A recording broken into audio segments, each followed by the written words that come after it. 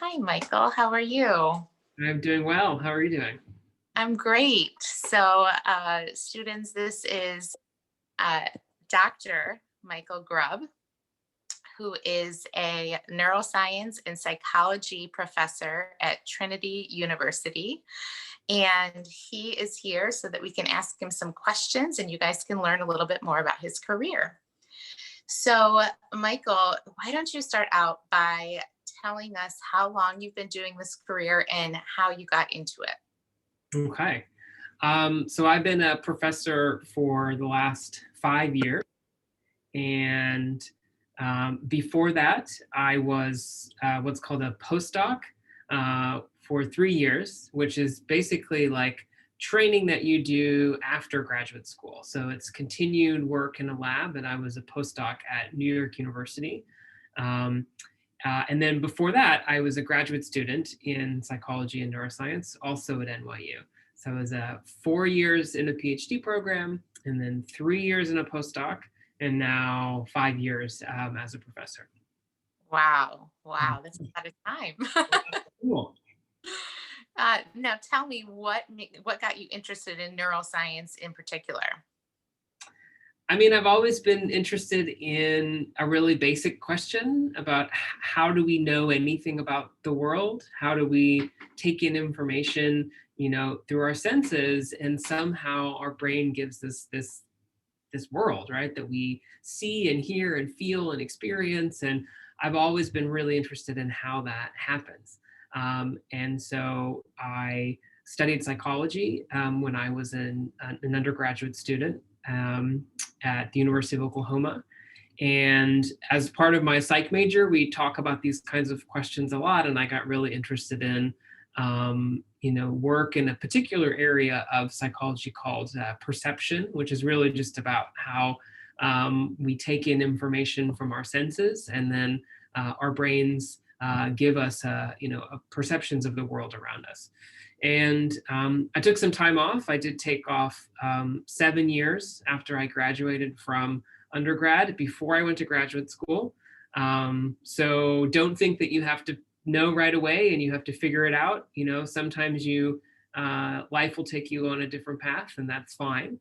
I spent 7 years where I was a teacher, I was in Thailand for a year, and then I was in Japan for 6 years after that. I was teaching English and science, and did a variety of things, living in Bangkok and then in Tokyo. And that was great. It was a great experience. And after that, I decided to come back to the US and go to graduate school. And I went to this program to learn more about psychology and neuroscience. So you developed a passion for teaching. Was it always your plan to become a professor with your studies? No, when I was in college, I thought that I wanted to be a doctor, like a medical doctor. And but rather than going straight to medical school or applying to medical school right when I was done, I decided I wanted to take a year off and kind of travel. And that was the plan. And then, 1 year turned into two, turned into three. And at the end of that, I started thinking a lot about, well, what do I love and what am I passionate about and what do I want to learn about? And I kind of I made this decision, was, do I want to study, you know, um, what happens to I was really interested also in neurology, right? So it's like, do I want to study what happens to the brain when things go wrong? Which would have kind of taken me down a clinical path and more into the medical school realm. Or am I interested in more basic questions, just like, how does the brain do what it does at all in the healthy state? And I opted for that route. So I decided to go to graduate school, and I had been a teacher and I loved it. And I loved being in the classroom and trying to, explain complicated concepts to people and really think about how am I going to get this across. And so I did a lot of, teaching in graduate school as part of that program. And yeah, and then when it came time to, choose a career, I ended up at a place. I'm at Trinity College in Hartford, where we do a really great mixture of research and teaching, and both of those things are a really big part of my job. And That's I'm really, comfortable with both of them. that's really cool. We are studying the seven mindsets at our school this year. It's a big part of our social emotional learning.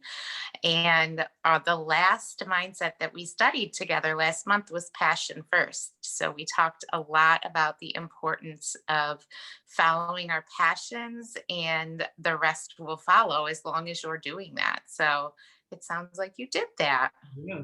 And don't Well, give up, because sometimes things don't work out as you think they will. You know, all here's a piece of advice that people don't always like to, give out, or a piece of information that people sometimes, like to hide. I did not get accepted to graduate school the first time that I applied. It took 2 times, but I persevered, and the second time I got in, and here I am. So don't give up, even if it doesn't work out on the first try. I had that same experience. I had high grades, but could not do well on the GREs. Mm, And I got denied, but then applied again and got in. So you just have to keep trying, keep trying. yeah. Um, can you tell me, in high school, what I can career remember that far back. you have? If you could think back on high school, what career did you think you were going to have when you were leaving high school or when you were in high school? Same as an undergraduate. I wanted to be a medical doctor since I was like 5 years old. Wow. Um, Wow. but it's interesting because I didn't know many doctors. I grew up, in a small town in Oklahoma, and I think when I looked around at people, I thought, like, I didn't know any college professors, that's for sure.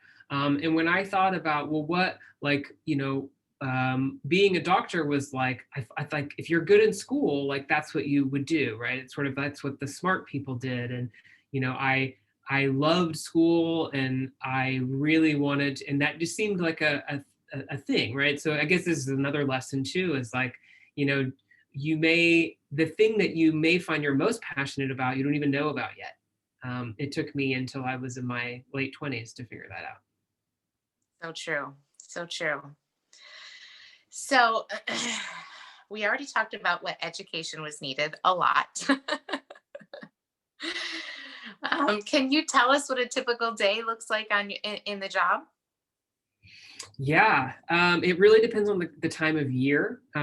So I'm very much bound to the academic schedule. Right now, we're in the middle of the spring semester, and I teach. Right now, I'm teaching 3 classes, 2 lectures, in a lab.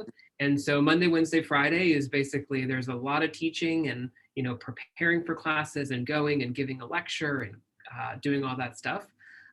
Tuesdays and Thursdays are my days to grade and to prepare for the next lecture and to do all that work.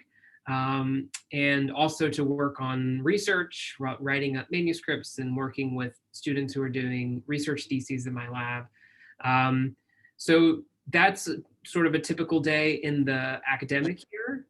During the summer, I'm usually focused exclusively on research, collecting new data, writing up papers. And so the summer gives, it's a different kind of routine. But that's most, and a lot of meetings, right? So I have to go to this faculty meeting and that committee meeting. And so there's a lot of that sprinkled throughout. Yes, we have that too as teachers and counselors.